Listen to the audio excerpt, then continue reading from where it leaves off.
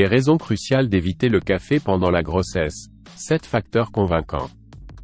La grossesse est une période de joie et de responsabilité immense.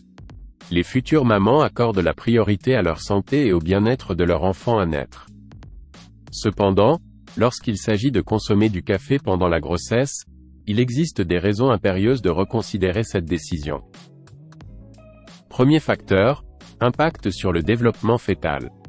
Des études suggèrent qu'une consommation excessive de caféine pendant la grossesse peut potentiellement affecter le développement du fœtus. Une consommation élevée de caféine a été associée à un faible poids à la naissance et pourrait même augmenter le risque de fausse couche. Deuxième facteur, risque d'accouchement prématuré. La consommation de caféine, surtout en grande quantité, a été associée à un risque accru d'accouchement prématuré.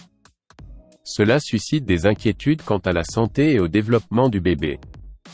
Troisième facteur, impact potentiel sur les habitudes de sommeil.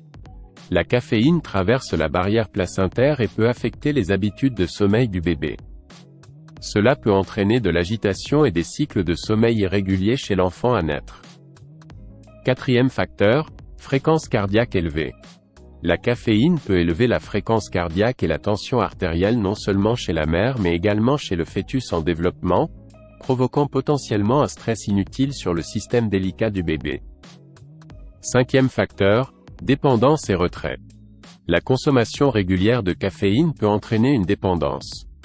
Les symptômes de sevrage, tels que les maux de tête et l'irritabilité, peuvent être particulièrement difficiles pendant la grossesse et avoir un impact sur le bien-être général de la mère. Sixième facteur, risque de déshydratation. La caféine est connue pour ses propriétés diurétiques, qui peuvent entraîner une augmentation de la miction et une déshydratation potentielle. Maintenir une bonne hydratation est crucial pendant la grossesse. Septième facteur, effet potentiel sur le développement neurologique. Des recherches sont en cours pour explorer l'impact de la caféine sur le développement neurologique du fœtus. Certaines études suggèrent un lien possible entre une consommation élevée de caféine et une altération du développement neurologique chez les nourrissons. En gardant ces 7 facteurs incontournables à l'esprit, il est essentiel que les femmes enceintes donnent la priorité à leur santé et fassent des choix éclairés. Consultez des prestataires de soins de santé pour obtenir des conseils personnalisés et ajuster vos habitudes alimentaires peut contribuer de manière significative à un parcours de grossesse plus sain.